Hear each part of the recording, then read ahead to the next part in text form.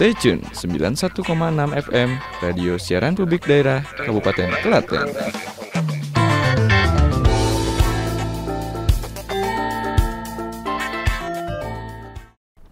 Pendengar setia RSPD Klaten 91.6 FM beserta pemirsa di YouTube RSPD Klaten. Kabupaten Klaten merupakan kabupaten yang sangat potensi di hasil pertaniannya. Salah satunya produk hasil pertanian adalah tembakau.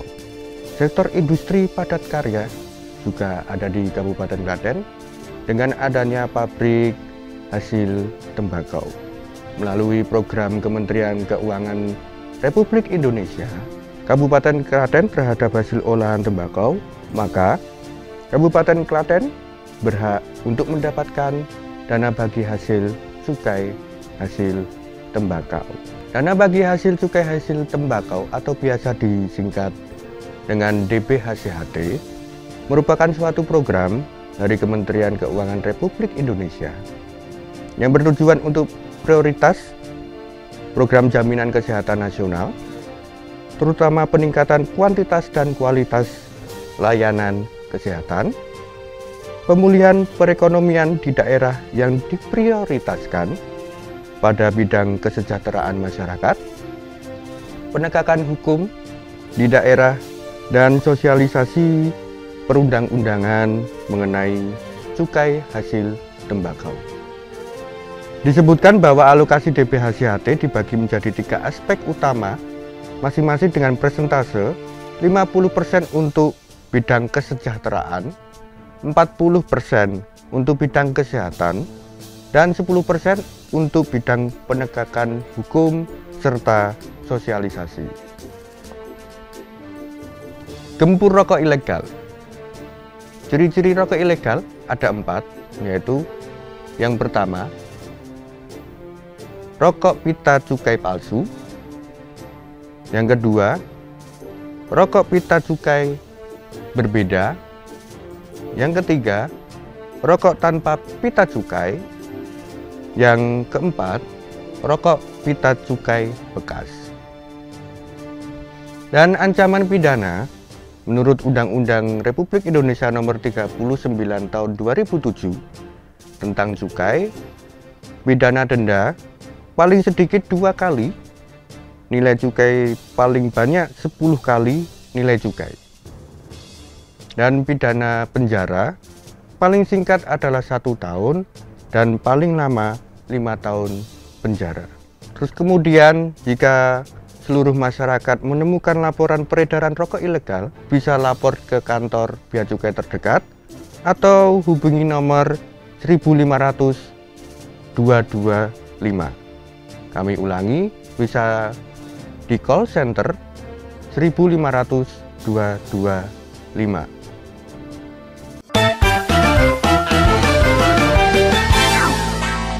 Stay tune 91,6 FM Radio Siaran Publik Daerah Kabupaten Klaten.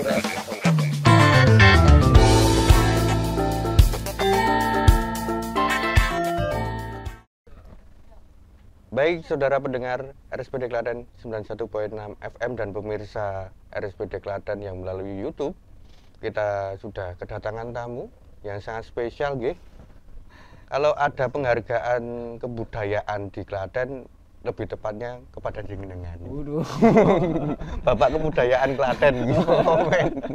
Wah, ini sangat menggali ilmunya kayak sumur gitu. Mendengar semuanya kayak sumur, jadi kita menggali ilmu itu dari beliau. Dan ini ada Mas Apri dari Omah Wayang. Jadi kita akan mengulik kisah ataupun sesuatu yang jarang untuk kita bicarakan di masyarakat khususnya Kabupaten Klaten, yaitu sejarah tentang Hadeging Kabupaten Klaten. Dan sebagai informasi juga, Klaten akan merayakan hari jadinya ke-220. Nah, terus kemudian ada bentuk-bentuk yang baru nggih, Mas Apri nggih. Bentuk-bentuk yang baru itu akan ada ketoprak pejabat.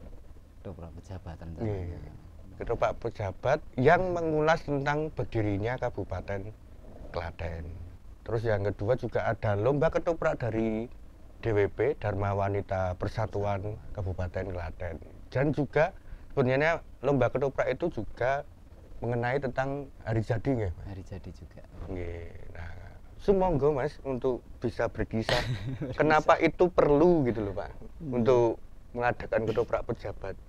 Terus kemudian kenapa perlu juga kisahnya itu dari sejarah ADC Kabupaten Klaten. Sumangga Mas. Ya, terima kasih sekali kesempatan waktunya Mas Alvin, teman-teman dari RSPD. Ini luar biasa sekali kesempatan ini saya bisa sowan nih kali Mas Alvin. Biasanya sing sowan Mas Alvin nih. Aku ya tadi dedekan ya disowani, telat sisan. Memang ada satu yang menarik untuk 220 hari jadi Kabupaten Klaten ini memang bermula dari kebetulan kita masuk di dalam seksi kreatif, seksi kreatif di apa namanya panitia hari jadi, dan tahun ini sudah mengambil tema untuk Sembodono Toprojo, kemudian dengan tema logo juga 220 yang merak, yang apa namanya bulu merak, yang logonya bulu merak. Jadi memang sudah kesepakatan bersama bahwa tema itu adalah tema apa kejayaan. Nah dari sini kemudian kami banyak komunikasi dengan teman-teman di Dewan Kesenian, dengan teman-teman di seniman, apa ya kira-kira yang apa, menyajikan sesuatu yang lain dari biasanya. Kalau ketopraknya pasti sudah terbiasa lah, Pak, sudah kondang dengan ketoprak. Tapi bagaimana mengemas sebuah cerita yang berbeda, yang benar-benar baru, sehingga kemarin kami mencoba untuk membuat satu lakon yang namanya Memoir Adeging Kabupaten Klaten.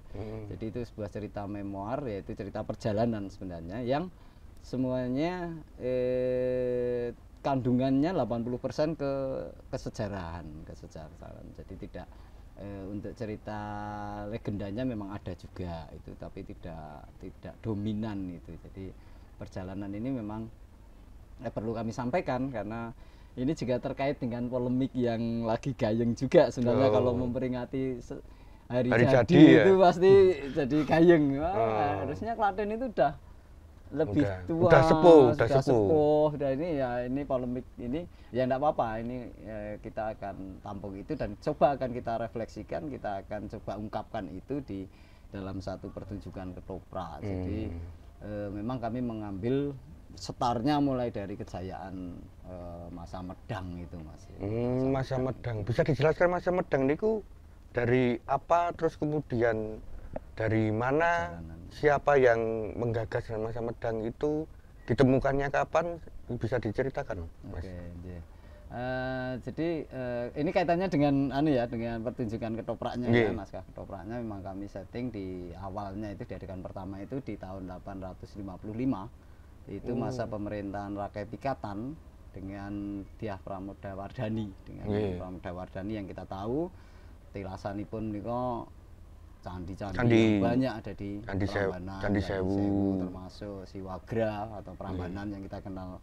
Prambanan itu kan juga masa-masa Rakai Pikatan. Jadi memang setting pertama itu tahun 855 itu ketika kemudian Rakai Pikatan pada akhir masa kejayaannya menyerahkan pemerintahannya kepada Rakai Kayuwangi. Rakai Kayuwangi ini adalah penerusnya atau Raja Medang yang ke berapa itu, berarti kalau Rakai Kayuwangi ke-8 ya.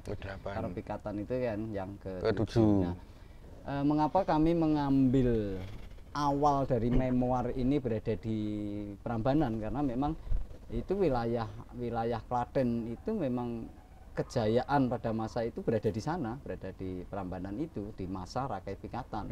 Kita tahu peninggalan prasasti yang ditinggalkan pada masa Rakai Pikatan di wilayah Kabupaten Klaten itu banyak sekali. Sehingga di tahun 855-an itu antara itu ini menjadi masa keemasan Medang Metriaman. Jadi pasca dari Samaratungga di Temanggung bergeser ke Prambanan. Nah, itu kami mengambilnya adalah asas kewilayahan itu di adegan pertama. Karena di adegan pertama ini adalah prosesi winisudan atau pengangkatan si Rakai Kayuwangi untuk menjadi menggantikan Medang Matriaman ini. Si Rakai Pikatan bersama Pramodawardhani ini ngadeg Brahmana. Jadi madeg ratu, madeg mendito. Jadi seorang jadi pandita nggih, pandita untuk apa namanya udah memutuskan untuk sudah tidak menjabat lagi. Tidak menjabat lagi ketika dia sudah memutuskan itu padahal pada masa kejayaan. Ini kan sesuatu yang menarik sebenarnya kalau mau diulik lagi. Memang tokoh dua orang ini Pramodawardhani dan Rakai Pikatan itu kan dua wangsa yang berbeda. Dan satu-satunya perkawinan wangsa yang berbeda yang pada waktu itu nonsen itulah kira-kira. Dua alirannya berbeda bisa bersatu membuat kejayaan ya di Klaten itu loh. Iya. Di Klaten, karena Pramodawardhani itu kan Buddha ya maksudnya. Pramodawardhani nggih menika Pramodawardhani menika dari wangsa ya kalau dari Mahayana, wangsa Sailendra kan. Wangsa Sailendra itu ya Buddha lho niku sok nggo catetan soalnya nek kon kongko ki angel. Nggih. Niku berarti kan dua wangsa yang berbeda menjadi satu malah menjadi kemegahan kejayaan. Dan termasuk itu juga berarti Pak maksudnya Candi Plaosan itu pembangunannya bagaimana? Mungkin bisa diceritakan. Berarti Plaosan, kemudian Candi Sojiam itu sebenarnya masih satu masa juga. Kalau Plaosan itu memang perkawinan antara Hindu Buddha karena di sana kan ada apa namanya ciri di stupa atasnya itu kan di Hindu, kemudian di tengah, di bagian tengah itu kan Buddha. Jadi memang ada perkawinan gaya arsitektur candinya itu antara Hindu dan Buddha. Dan itu memang dipersembahkan sebagai tempat ibadah untuk dua wangsa itu, untuk dua Hindu Buddha itu bisa menggunakan satu tempat ibadah. Itu kan pikiran yang kreatif sekali pada waktu itu tahun 1855 pada zaman kan? Dulu ya. Pada zaman dahulu. Tapi kalau sekarang cinta beda agama susah ya, Pak? Agak susah. Ini ngalah soalnya. Apalagi beda agama, beda aliran loh Pak kalau sekarang dipermasalahkan. Beda masalah itu. Meskipun satu ya. Nggih, meskipun satu beda aliran itu masalah. Repot itu beda keyakinan, Mas. Wah, sana ya. Gelem kowe yakin ora. Ya itu mancur hati gitu. Oke lanjut Pak. Dari Plaosan ternyata suatu hadiah gitu. Hadiah dari dua perkawinan yang berbeda terus menghadiahkan suatu karya juga yaitu Plaosan. Dan itu berarti pada zaman dulu itu untuk peribadatan dua aliran yang berbeda gitu. Hindu sama Buddha juga. Hindu sama Buddha terbuka. Terbuka untuk bisa dimanfaatkan kan. Sesuatu yang luar biasa ini yang kita punya dan itu hanya di Klaten gitu loh, di candi-candi yang lain tidak ada candi yang lain itu ada. Karena memang pasca Samaratungga itu kan ayahnya Pramodawardhani yang membangun Borobudur. Itu menjadi satu pusat peradaban terbesar Buddha kan, dan Prambanan dan area kita ini peradaban Hindu terbesar yang kemudian disatukan oleh si keduanya itu. Dan ketika masa kejayaan, masa keemasan itu kan janjane Rakai Pikatan ini tinggal enak-enak aja tuh, tapi dia menyerahkan itu kepada putranya dan dia madeg mandito yang bergelar Mamatri Sang Jatiningrat. Meskipun kemudian juga ada konflik pasti, yaitu kami tuangkan di adegan 2. Jadi di adegan 1 itu adalah menceritakan tentang kebesarannya Rakai Pikatan, kemudian yang kedua konflik dengan Rakai Walaing, karena apapun ya yang namanya pro kontra pasti. Tapi Rakai Walaing ini melakukan pemberontakan tetapi bisa diatasi. Rakai Walaing itu yang posisinya berada di Abayagiri yang kemudian membangun Abayagiri di Pereng Prambanan itu yang kemudian bergelar Mpu Kembayuni. Jadi di situ ada satu peristiwa untuk perang, karena nek nang ketoprak iku kudu eneng adegan perange dagelane. Ini ditunggu biasanya dagelane. Dan ini dagelok kita bisa. Ini fragmennya didekek kono wae, Pak. Jadi memang tapi naskah ini memang sepertinya berat, tetapi memang kita buat karena ini khusus untuk para maksudnya para pejabat ini, beliau-beliau ini kerso kepareng untuk naskah itu, dan kami berharap memang ketoprak nanti pentasnya juga dialognya juga santai saja. Nggih. Meskipun ceritanya begitu, Secara kita mesti pesan. santai. Nggih, secara pesan itu memang ada dan mungkin mungkin lumayan berat, tetapi untuk bentuknya bisa lebih santai, cair nggih. lebih cair. Nggih, Untuk lebih dialognya itu lebih enak, pisowanan Balaputra Dewa misalkan ketika bicara karo Patih bener ora omongku. Iki Patih iki ya mung nggih ngono iki dadi santai gitu loh. Nggih. Jadi turu kowe boten. Emang kemawon Pak mungkin Biasanya nek rakor Senenan turu kowe. Akan banyak seperti itu sebenarnya. Berarti itu adalah ketoprak pengancam karir. Biasanya nek rakor turu kowe. Jadi terbuka kayu untuk hiburan ada tontonan. Nggih, ada hiburannya. Nanti saya juga berharap dari teman-teman Kominfo, dari teman-teman untuk bisa membackup juga untuk apa backgroundnya, kesejarahannya, historisnya, tekstualnya ini kan juga penting juga. Jadi harapannya sih nih ketoprak nanti yang mau kita nih saya dan kamu saya dan kamu waduh kita kerjakan ini jadi ada tuntunannya jelas, ada tontonannya jelas, ada nilai historisnya yang bisa dipelajari juga gitu. Jadi pengennya banyak multi efek di situ, multifungsi di situ, pengennya begitu nanti harapannya. Terus itu di adegan 1. Oh, adegan 1 itu seperti itu. Terus kemudian mungkin agak sedikit penasaran gini Pak. Mungkin lepas dari ketoprak dulu nggih, kita lepas dari ketoprak dulu. Dari tema 220 itu kan apa namanya Pak temanya Pak? Semboto Noto Projo. Nah, itu sedikit informasi guys. Jadi Semboto Noto Projo itu adalah salah satu usulan dari Mas Apri. Nggih, benar itu nggih. Kreatif. Dari tim kreatif. Itu sebenarnya ada berapa pilihan Mas untuk menjadi kalau sebelum ada Semboto Noto Projo? Sebelum ada banyak ya, ada sekitar 5-6 yang dari saya. Dari teman-teman yang lain kan juga ada. Dan dielaborasikan, disesuaikan ya, mengerucut pada satu tema itu. Sebenarnya banyak Projo Kang Kastoro dan istilah-istilah lain ya, karena memang mindset kita memang kemegahan, kejayaan masa lalu, kejayaan yang sekarang. Makanya simbolnya juga logo merak itu kan juga merupakan kemegahan, simbol-simbol kemegahan. Dan kita tahu di Klaten juga Bali kan candi, kita punya candi merak. Oh nggih bener leres. Candi Merak itu satu-satunya candi yang dibuat secara swadaya, bukan atas titah raja. Itu hebatnya Klaten. Oh, berarti gotong royong dari rakyat masyarakat yang mungkin ngapunten kamu sudra atau kamu kelas menengah ke bawah gitu nggih. Bawah nek cara saiki kula lah. Wah, nggih kali kula berarti.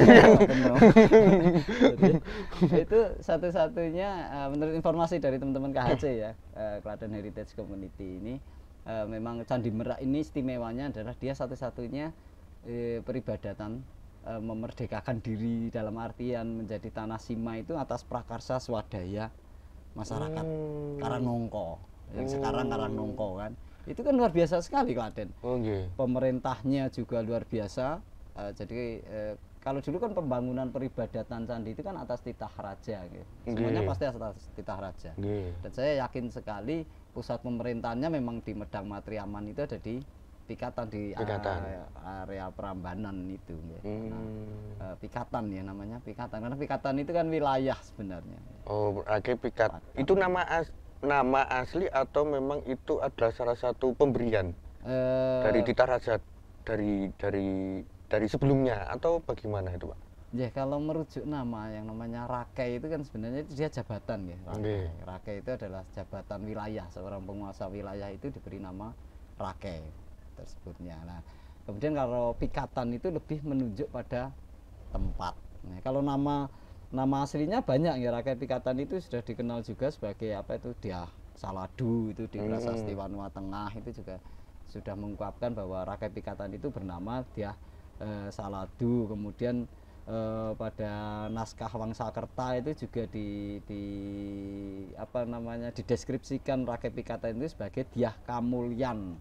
Dyah Kamulyan Sang Prabu Linggeswara Sukabumandala. Banget Mas, iki nek ngapalke ngono nek. Iki nek ra maca nggih ra saged kaya nek. Hafal. Hafal ya nek ra Ini maca ya. Dika Angel. Itu di Waksakerta. Jadi memang cenderung nama-nama kayak Rakai Pikatan itu adalah Pikatan itu sebuah wilayah. Jadi mungkin wilayah Pikatan itu ya wilayah Medang Matriaman, Prambanan dan sekitarnya. Itu kan wilayah kerajaan semua, wilayah kerajaan Medang pada waktu itu, karena tempat peribadatan itu biasanya tidak jauh dari pusat pemerintahan. Jadi namanya kasta, tadi ya kasta. Nggih, yang tinggi-tinggi nggih, kesatria, raja, brahmana. Dia pasti sembahyangnya juga berada di tempat yang berbeda dengan, karena berbeda dengan yang sudra dan sebagainya. Nah, Candi Merah ini merupakan satu fenomena juga bahwa ada apa namanya kontribusi rakyat untuk membangun satu tempat peribadatan pada waktu itu loh. Kan itu sudah kreatif juga. Nggih, maksudnya memang istimewa kok. Nggih, orang-orangnya itu sebenarnya secara kultur itu sudah berbudaya ya, berbudaya dengan suatu gotong royong, terus kemudian swadaya. Jadi kan sudah dari nenek moyang kita ya, untuk memegahkan suatu wilayah nih. Kalau sekarang kan kita gotong royong memegahkan Klaten kan gitu. Rohnya ini masih turun temurun. Masih hidup dengan kita dari 1.500 tahun yang lalu ya kira-kira ya, kan 855 itu. Terus kemudian di segmen 2, Pak. Di segmen 2 itu ada cerita setelah Rakai Pikatan, Pramudiawardhani, terus konflik Wailang itu tadi. Nah itu Wailang itu sebenarnya siapa? Kok bisa memberontak? Terus kemudian kan juga bisa dileremke nggih. Diselesaikan ya. Rakai Walaing itu kan salah satu putra Hinu ya. Hinu, saya agak lupa saya. Rakai Walaing ini yang jelas dia dari bangsa Sailendra. Bangsa Sailendra yang sebenarnya juga nggak sepakat terhadap perkawinan antara Pramuda dan Rakai. Jadi Pikatan. Itu memang nggak sepakat karena kan bangsa, kita tahu kan sebelum itu kan bangsa Sailendra dan Sanjaya ini terus gontok-gontokan terus. Maksudnya kan secara gitu. Peradaban punya Prambanan dan satunya punya Borobudur. Wah, megah-megah kabeh. Bangsa gitu. Dua bangsa itu lah. Itu kan sebelumnya gontok-gontokan. Mulai dari Temanggung, Dieng, saling saingan itulah. Nah, salah satu Walaing itu juga merupakan sebenarnya masih satu trust juga sih Rakai Walaing itu. Dia tidak menyepakati itu dan pengen ya wangsalnya yang lebih dominan dan itu. Meskipun juga pada perjalanannya juga diampuni. Tapi sebenarnya kalau kita lihat Rakai Walaing ini ada dua versi sih. Menurut Pak Profesor Slamet Mulyono itu juga mengatakan bahwa Rakai Walaing ini bisa diartikan dengan Balaputra Dewa juga. Balaputra Dewa itu pendiri Sriwijaya. Raja Sriwijaya pertama itu kan Balaputra Dewa ini ya kok Klaten. Kerajaan Sriwijaya itu suka Klaten. Dan berarti ini orang-orang Klaten itu mau kemana saja jaya. Jaya pasti jaya itu kan. Jadi ada versi karena ya yang namanya generasi sekarang kan tidak tahu real peristiwa waktu itu. Itu berdasarkan bukti-bukti otentik itu. Kalau sejarawan memang masih ada dua versi itu bahwa pemberontakan itu oleh Balaputra Dewa atau oleh Rakai Walaing atau Mpu Kumbayoni itu. Jadi ada dua versi, dua pendapat, dan mana yang benar ya tidak tahu karena kita sama-sama tidak tahu. Tapi dua versi itu bisa diterima ya, bisa diterima karena semuanya punya bukti, semuanya alasan dari prasasti-prasasti yang ditemukan kan tersebar. Ya dua teori ini bisa diterima, bisa, is oke, enggak apa-apa, jalan aja, gitu kan. Masalah benerin kok sing ndi ya kita nggak akan tahu. Apakah itu Walaing yang melakukan pemberontakan yang di Ratu Boko itu atau si Balaputra Dewa yang kemudian lari ke Sriwijaya dan mendirikan kerajaan di Sriwijaya. Karena toh nanti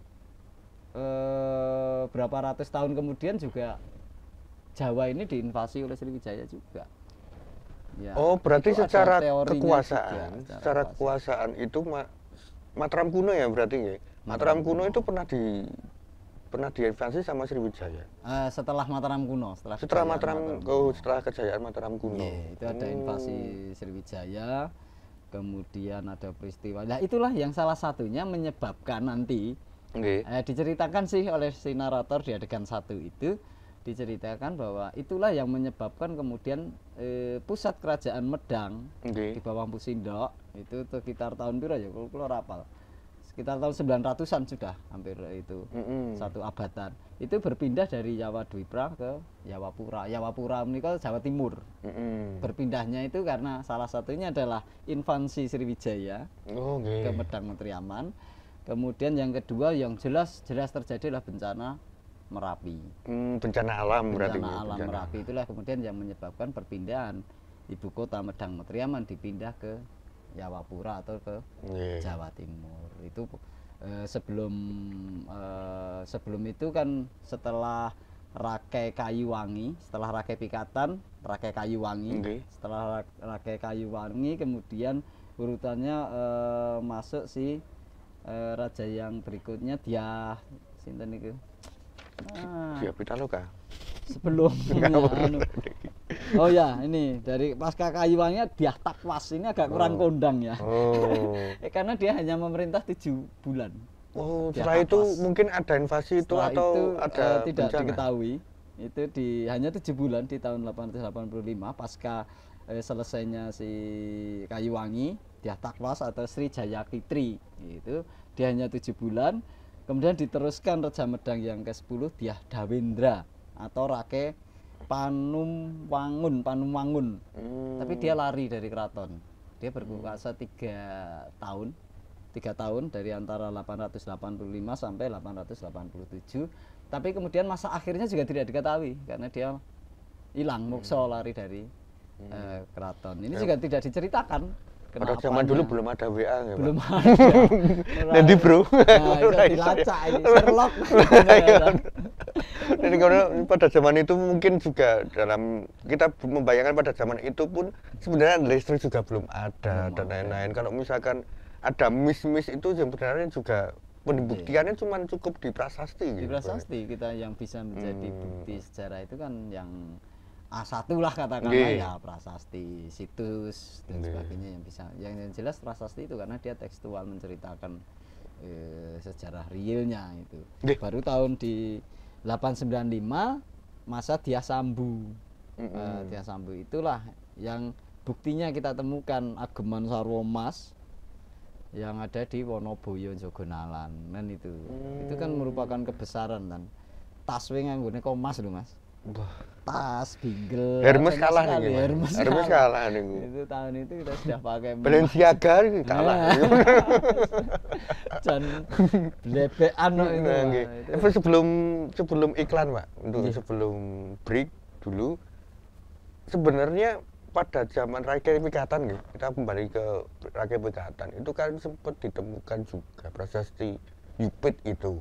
Itu diceritakan nggak di segmen? Ya, di segmen diceritakan juga. Jadi pasca Kayuwangi ketika Halaing, pemberontakan Halaing ditingkas, jebret, Dad ingsun sebelum dia mau dihukum mati, ditekani Ratu Sepuhojo, kuwi darah daging. Ya wis ora iki sedulur, diampuni ning gak ono beri hukuman. Nah, kemudian Rakai Halaing bersumpah untuk memberikan tanah itu untuk di Abayagiri membangun Candi Badra dan Abayagiri itu. Ya wis nek ngono kowe ora sida tak tumpes, kowe tetep tak aku sedulur. Uripa ning Pereng. Nah, prasasti Pereng itu, prasasti Pereng itu juga Kumbayoni. Kumbayoni itu ya Rakai Halaing itu. Yang kemudian juga mendirikan Candi Badra. Cuma tidak tahu Candi Badranya di mana tapi itu tertulis di situ. Ya, kemudian mempersembahkan tanahnya untuk membiayai peribadatan itu yang ada di Abayagiri. Itu kan prasasti Pereng Tambanan Klaten. Itu Klaten juga itu itu sampai kemudian diceritakan sampai pada untuk apa Mas? dari Wonoboyo selesai sampai kemudian perpindahannya itu tadi Perpindahan ceritanya ke Kayuwangi atau ada perpindahannya ibu kota itu. ibu kota. Iya. Oh. Kan itu diceritakan semuanya di situ di Kalau Jupitnya Pak? satu itu. Kalau Nah. Jupitnya? Oh iya, Jupitnya itu Ya, di ya. masa Kayuwangi juga. Itu Disampaikan juga di situ prasasti Jupit yang ditemukan yang 2 itu kan diresmikan oleh Rakai Halaran. Rakai Halaran masa Raja pemerintahan Kayuwangi. Ya, yang paling final sih menurut saya kalau hari jadi itu mungkin menjadi pertimbangannya bisa menggunakan Jupit itu. Apa namanya? Yang real di situ tertera kan itu pemberian tanah Sima menjadi tanah Sima untuk wilayah di Upit itu, prasasti Upit itu nggak masa Rakai Kayuwangi itu. Jadi memang kebesaran Rakai Pikatan sampai ke Kayuwangi ini memang kebesarannya Medang Mutriaman.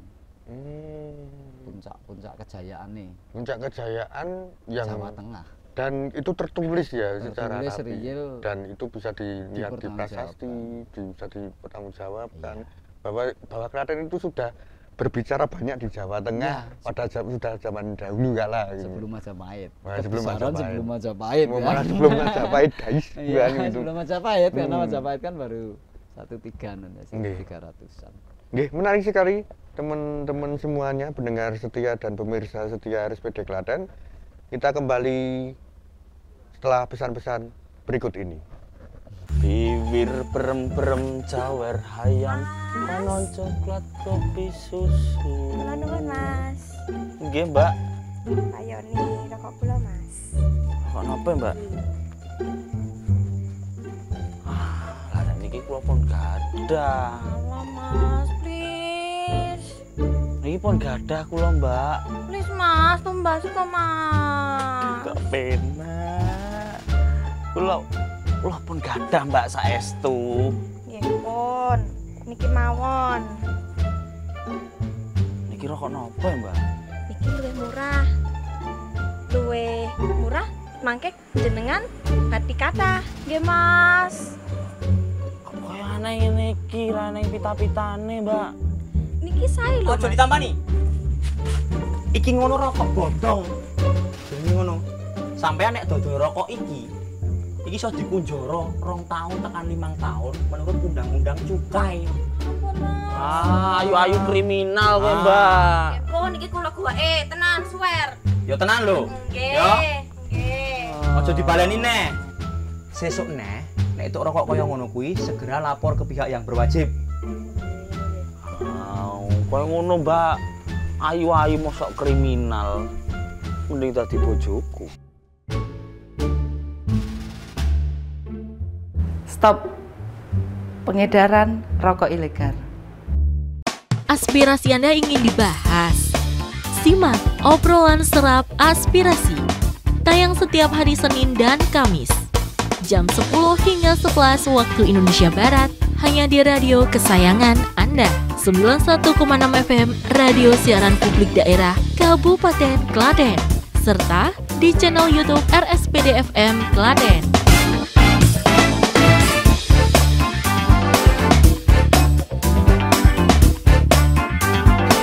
Kita semangat. Namun ini kita waktunya sedikit down dulu Pak. Karena kita berada di warung Resapi ini.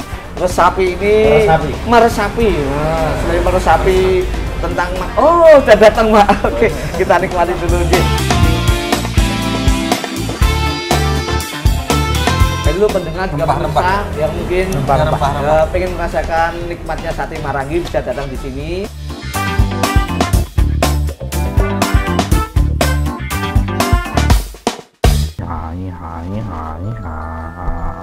Nuwun Gus. Weh, ana perlu apa?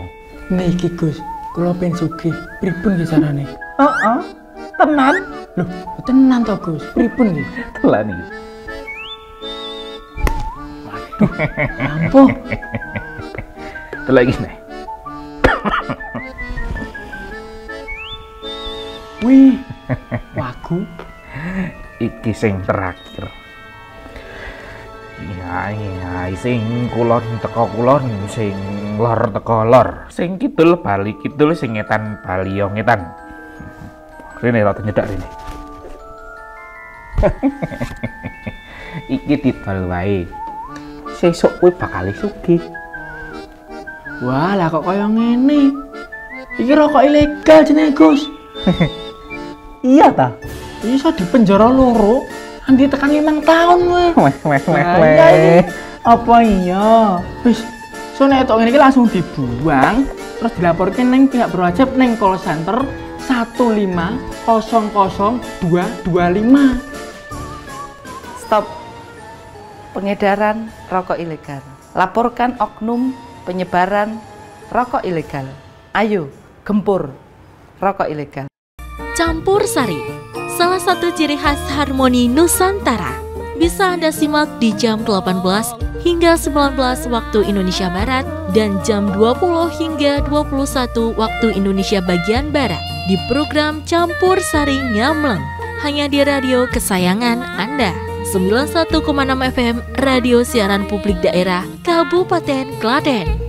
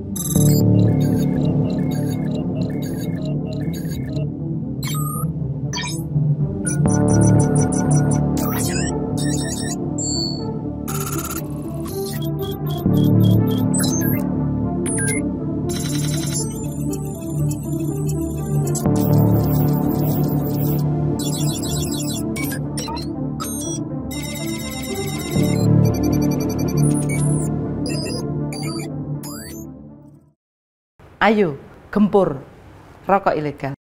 Bingung di tengah hari biar semangat kerja? Dengerin aja lantunan kendang bikin goyang. Serdadu, serba-serbi dendang dangdut. Setiap hari pukul 12 sampai 13 waktu Indonesia Barat, hanya di radio kesayangan Anda. 91,6 FM Radio Siaran Publik Daerah Kabupaten Klaten.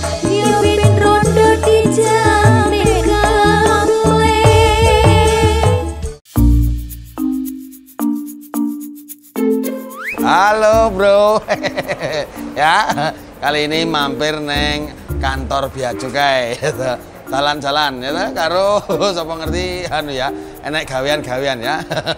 Oke, ikuti saya ya. Oh ya, ini kantor Bea Cukai. Wah, oke, wah tempatnya juga bagus sekali. Selebgram mas? Hah?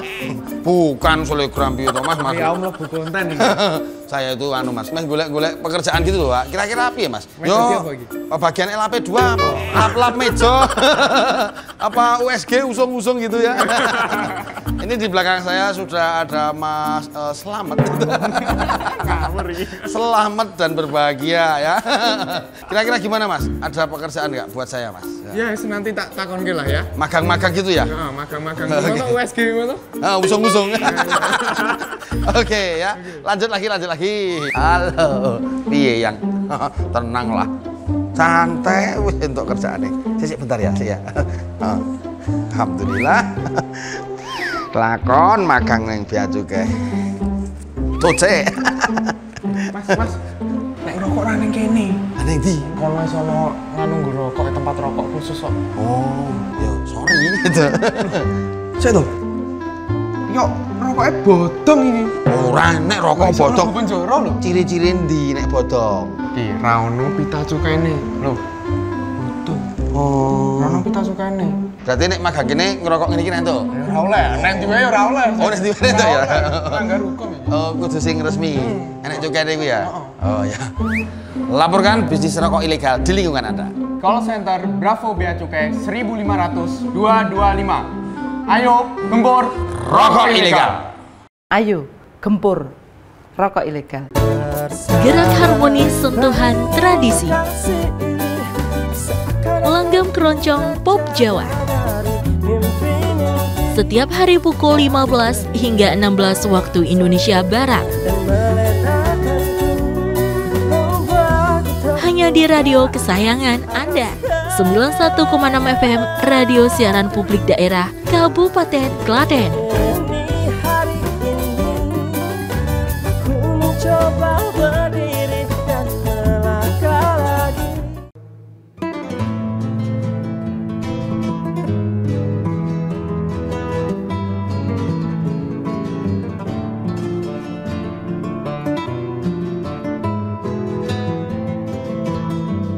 Aku pebisnis sukses, orang kaya, semuanya bisa aku beli. Mobil mewah, rumah mewah, dan wanita. Aku pebisnis sukses. Kunci suksesku telaten, tekun, dan saudara-saudara harap tenang atas perbuatan saudara. Mempertimbangkan dasar hukum yang ada tentang rokok ilegal. Hakim memutuskan hukuman 5 tahun penjara dan denda 10 kali lipat.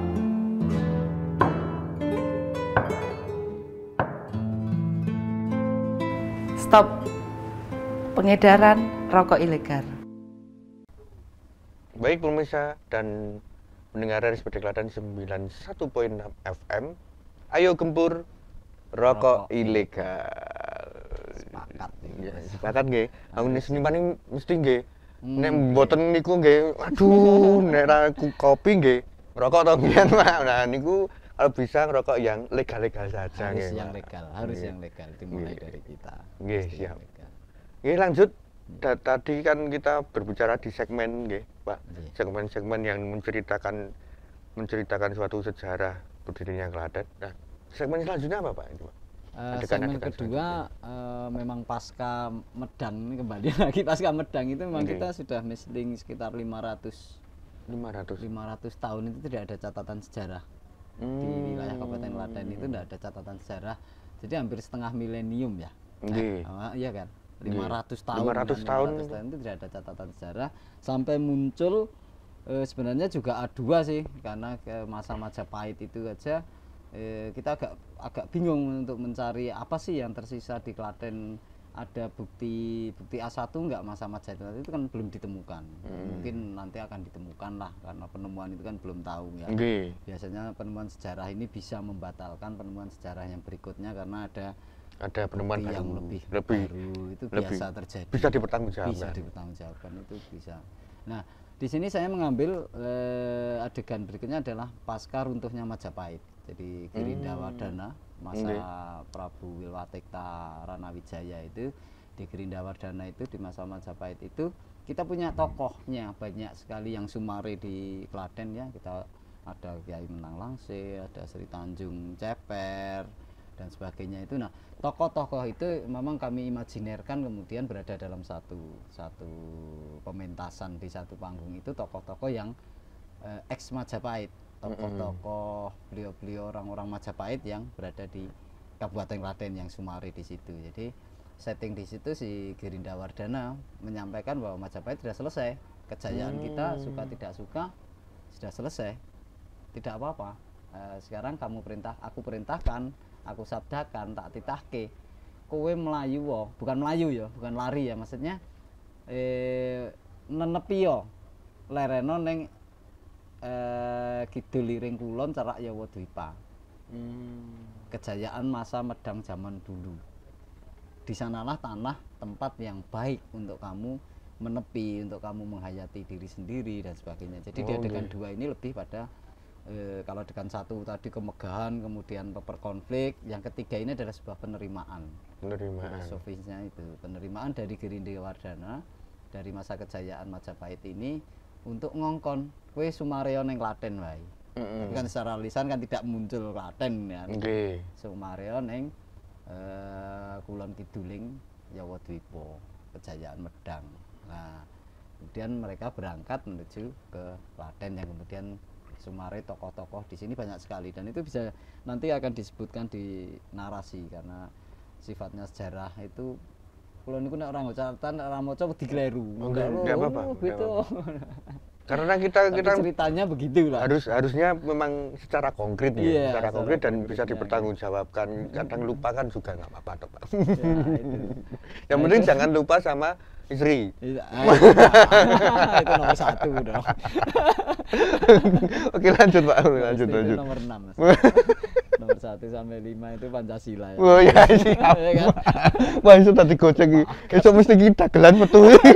Dagelan metu. Tetap 1 sampai 5. Nggih, monggo. Itu dibaca adegan yang kedua itu hanya isinya adalah itu sebuah penerimaan. Akan ya bagaimanapun juga kekuasaan mesti berganti ya. Dan masa adegan ke 4 itu adalah adegan kami mengambil adegan Kajoran.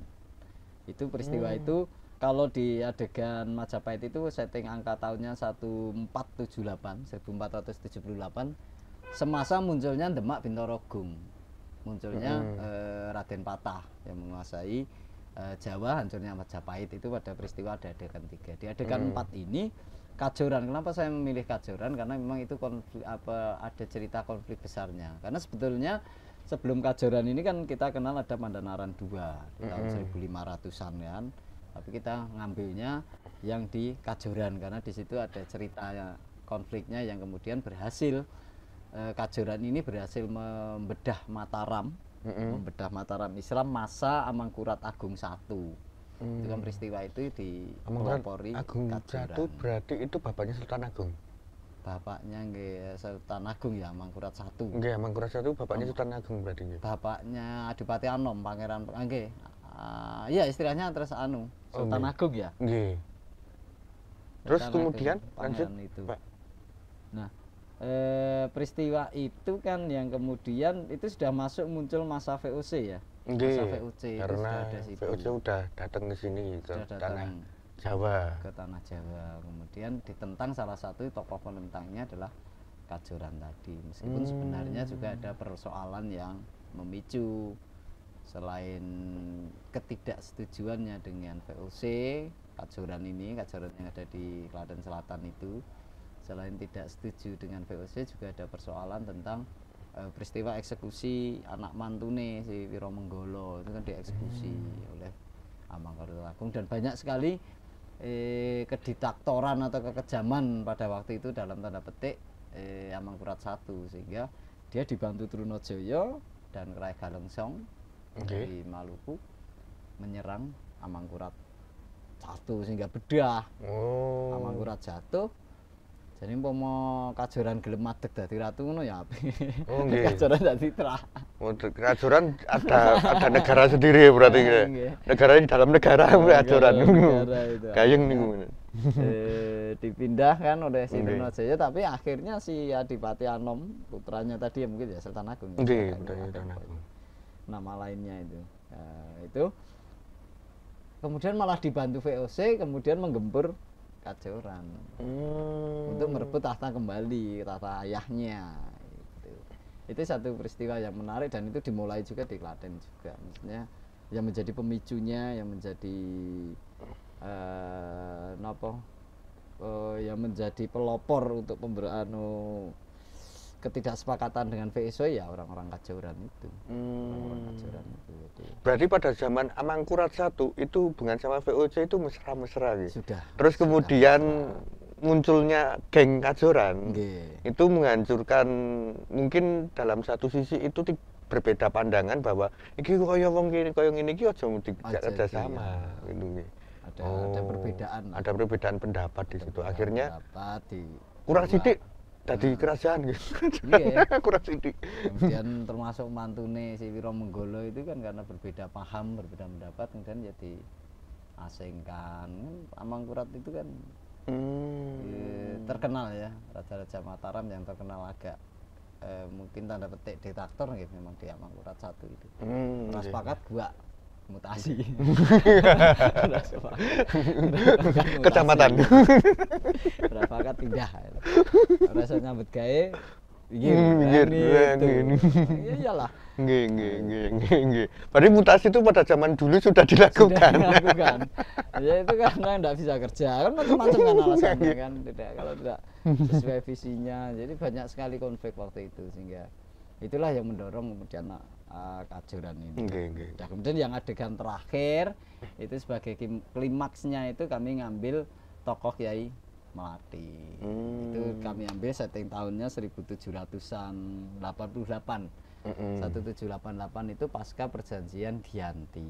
Kemudian perjalanan. Berarti gitu. Setelah Mataram Islam pecah ya. Mataram Islam, kemudian itu kan sebenarnya masih diteruskan lagi. Masih banyak kan, sampai Kartosuro, sampai Pleret, sampai Solo. Kan itulah. Itu kami ambil setting adegan kelima itu baru pecahnya Mangkubumi dengan ini, jadi pecah ininya apa namanya, pembagian wilayahnya. Pembagian wilayahnya ini si Mangkubumi yang kemudian sekarang menjadi Hamengkubuwono, antara Kasultanan dan Kasunanan ini pecah. Nah, ini baru muncullah istilah-istilah Melaten. Jadi referensi teksnya yang kita dapatkan Melaten itu muncul di tahun-tahun itu. Mulai ada wilayah itu karena Klaten ini kan sebagai negara gung tatah pamutihan tapel wates Kasultanan lan Kasunanan. Jadi sebenarnya daerah istimewa ya menurut kami sih, menjadi tapel wates ini. Itulah muncul kemudian cerita Kiai Sekawekan, Kiai Melati yang kemudian akan menanam woh joho, dan untuk menghitamkan gigi putri keraton dan menanam pohon melati dan sebagainya, itu munculnya di sini. Di setting adegan 5 ini kedagelan nanti. Dagelannya ketoprak, ending dagelan ya ini. Tapi punya makna kan di situ. Untuk endingnya itu ketika si Sekawekan dengan karena diutus oleh Sinuhun PB keempat, Pakubuwono keempat, untuk menanam woh joho dan melati dijini kalian Mangunkusumo. Yo nggunen minangka atur panuwun bisungsung saking panuwun saking Sinuhun dalem maringi keris. Aran Kiai Jalak. Terus nanti Ki Mangunkusumo pada endingnya ngelolos duwung, lolos keris rupa mantri suaraning Jalak.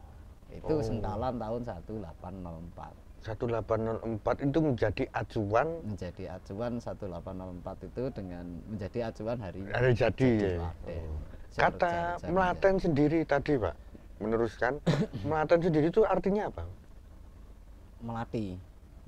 Nggih, hanya kalau lihat referensi yang ada itu nggih, dia hanya merujuk sebagai melati itu sebagai pohon, tapi meskipun pohon bunga melati itu secara harafiah, dan woh joho penghitam itu, penghitam gigi itu, woh joho dan melati itu secara harafiah, tapi juga muncul sesuatu yang menggelitik juga, apakah benar wong Jawa ki sok sinamun ning samnudana sinadu aduning manis, senengane sok merahasiakan sesuatu dengan simbol.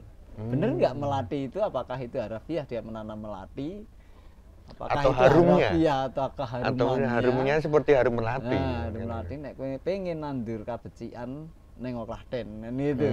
Kowe nang Klaten, urip ning Klaten, namamu akan menjadi harum seperti melati. Ya orang kita belum kan makna-makna seperti itu. Pada zaman dulu orang-orang udah puitik ya, Pak. Puitik sekali ngerayu kuwi, Pak. Biyen aku saya seneng ngono ya. Buktinya sudah punya istri ya. Kalau nek ra ngono koyone ora duwe-duwe ya. Iya, Mas. Langsung dikat tuh. Itu adegan yang sampai pada adegan yang terakhir itu Soror. Itu sebenarnya kalau masih mau diteruskan besok band itu masih banyak kisah-kisah tentang Klaten dan itu sudah mulai ada banyak buktinya. Itu Mas saya kira yang hanya sebentar 4 adegan 5 adegan yang akan coba kita sajikan kepada masyarakat pada dalam rangka hari jadi Kabupaten Klaten ini. Jadi Mangayu Bagio untuk hari jadi Kabupaten Klaten. Dan tetap harus kita gotong royong ya, untuk kisah-kisah seperti ini kita harus membangunnya dengan gotong royong karena nggak mungkin cuman Mas Apri sendiri untuk membopong itu, jadi kita di belakangnya saja. Mbok kuwi kok antarane joroke wangi kan. Biasanya joroke sih. Ngono wis kelar-kelar lagi ditulungi. Oke pemirsa RSPD Klaten dan mendengar RSPD Klaten 91.6 FM. Sangat menarik sekali. Ketopraknya akan pentas tanggal di awal-awal Agustus. Kami masih mencari tanggal. Niku wangsit rumiyin apa? Betul. Petung sik, Mas. Petung sik. Kira-kira cocok mboten kodame mboten kosong kodame kan itu. Alvin kosong. Alvin kosong. Alvin lagi kok sudah isi. Jadi untuk pokoknya di bulan Agustus ini. Di bulan Agustus rencananya karena padatnya agenda di Kabupaten Klaten kan luar biasa sekali. Sepertinya ini meriah sekali ini. Sepertinya agak meriah sekali termasuk ada penjor apa itu kemarin. Lure ini kan satu yang keren ya. Karena penjor ini kan sebagai makna Mangayu Bagio, makna berterima kasih, makna kebesaran dan itu. Ini kalau ini bisa disetting bagus banget. Sama juga ada Klaten Lurik juga besok acara-acara yang itu kemungkinan kita akan membahas dengan narasumber-narasumber yang lain gitu nggak Mbak, karena dengan Mas Apri itu dengan sejarah dan bentuk yang besok akan dipentaskan di secara ketoprak. Dan cukup sekian dari kami, mohon maaf jika ada kesalahan dan kekurangan jika dalam berkata maupun perbuatan, dan jika ada kelebihan mohon untuk dikembalikan ya. Plus bunganya. Susuk ya. Kalau kelebihannya susuk gitu. Nggih, terima kasih pendengar setia RSPD Klaten. Saya Alvin Kriwil dan Mas Apri pamit undur diri dulu. Ayo gempur rokok ilegal. Terima kasih. Wassalamualaikum warahmatullahi wabarakatuh.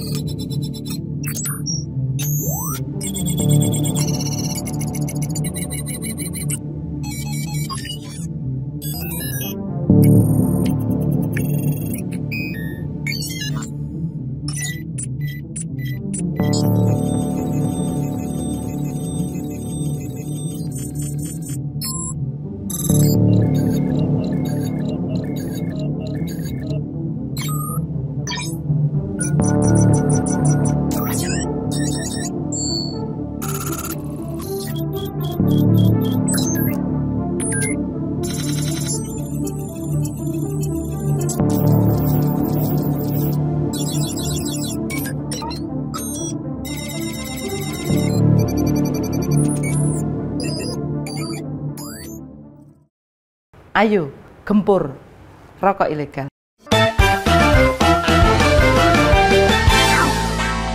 Stay tune 91,6 FM Radio Siaran Publik Daerah Kabupaten Klaten.